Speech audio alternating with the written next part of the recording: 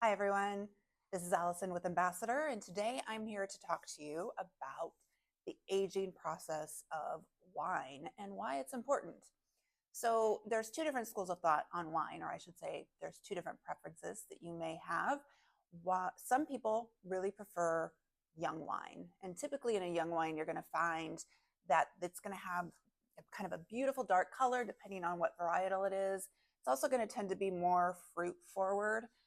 You're going to get more fruit on the aromatics of that wine, and it's just going to have a more bright kind of flavor on your palate. And that's what some people really prefer when they're drinking wine. So, why is it important to not allow oxygen into that bottle?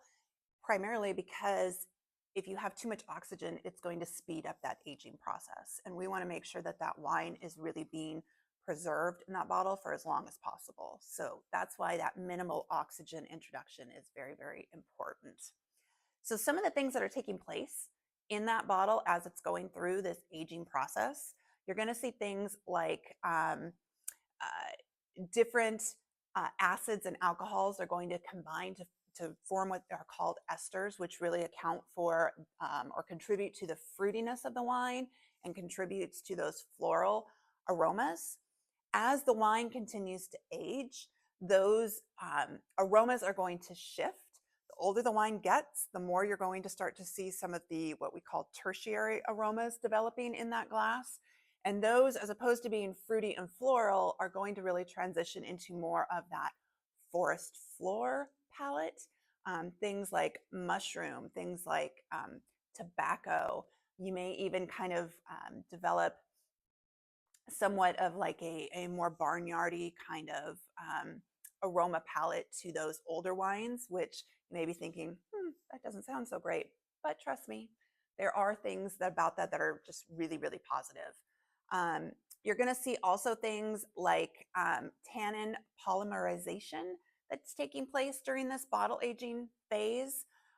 It can, tannins tend to be pretty harsh on your palate, and they tend to be harsher when the wine is younger.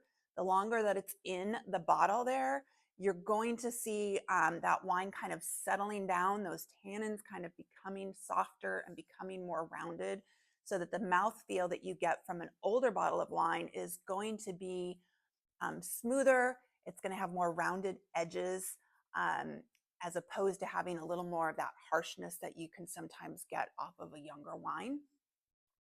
You're also going to see different flavors developing. We talked about how the aromas can change in the wine. During the aging process, you're definitely going to see the flavors shift over time as well.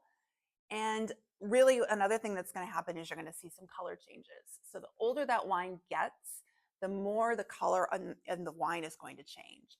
What I've got here with me right now is a bottle of our 2013 Estate Syrah. So this is something that we would consider an aged wine, something that actually would go into our library wines, which I will talk about in a later video.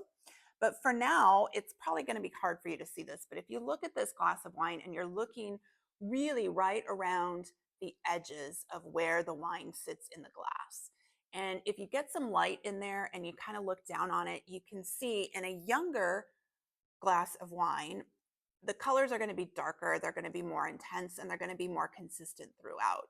What I'm seeing in this glass right now of this older wine is around the edges, you start to see a little more transparency, and you start to see where the color on the edges is going to be a little bit lighter than what you're going to get in the center of that.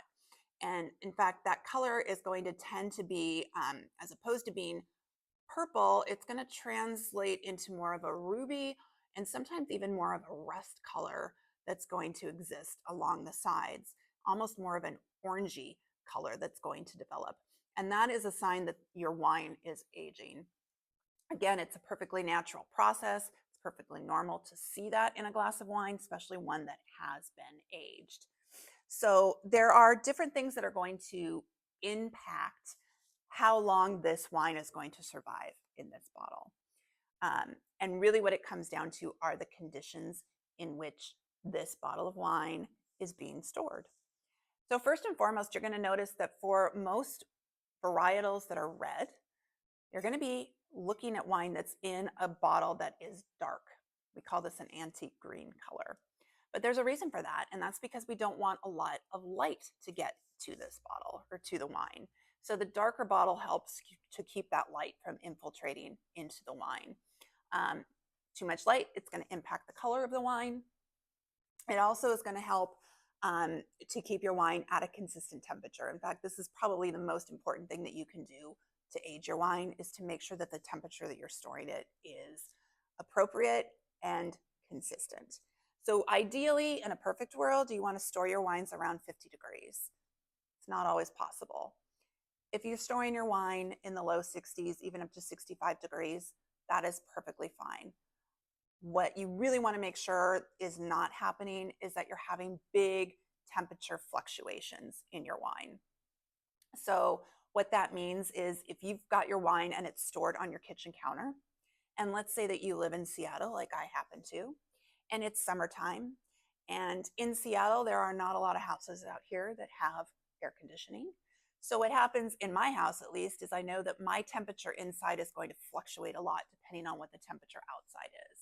So if I've got a wine that's sitting on my counter and one day the temperature outside is in the 70s and then the next day it goes up to 90, which is very possible, there's going to be a big temperature swing that takes place, and that's going to impact this wine. And then if the next week it goes back down into the 60s, all of a sudden you're getting these ups and downs, ups and downs. That is not good for the preservation of this wine. You want to keep it consistent, which is really, if you've got a basement, keep it down there. Keep it in a wine cooler. If you've got a wine cellar, that's obviously ideal. But this is also why when people go wine tasting and they go to places like Napa or Walla Walla where the weather is hot, particularly obviously in the summer, if you're buying wine, people take a cooler and they put that in the trunk of their car with a lot of ice, and you're packing your wine in there. You don't want to leave your wine sitting in a hot car.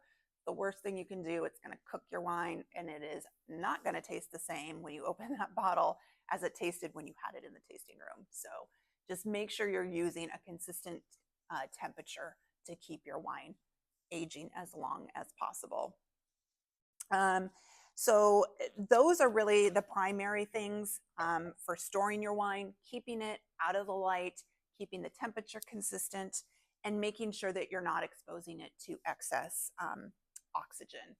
The last piece of it is also vibration. They say that, it's better to keep your wines kind of away from a lot of movement. And, as much as that's possible to do, it probably is ideal, but I don't know that that really impacts it as much as, say, temperature and light. So those are the biggest things that you can do to really help protect your wine, making sure that it ages for a long time. And I got to tell you right now, the aromas on this 2013 Syrah are just phenomenal. And the taste of this particular wine is really becoming one of my favorites. 2013 was a hot vintage in Washington, and it's really translated into some really, really lovely wines. And I would say that this is actually kind of probably in the peak of its window right now in terms of where it is in its life cycle. Oh, it's just divine. So if you have a chance, come on into our tasting room, log on to our website, order yourself some of this 2013 Syrah because it is fantastic. And, if you have the patience for it, age some of those wines in your cellar so that you can enjoy them in a few years. I know that's hard for a lot of people. Most people age their wine on the car ride home, and that's okay too. But there really is, it's a fun experiment if you compare an aged wine to a newer vintage of that wine and just taste them side by side, and you'll see the differences. You'll taste the differences in that bottle of wine. So cheers to aging your wine.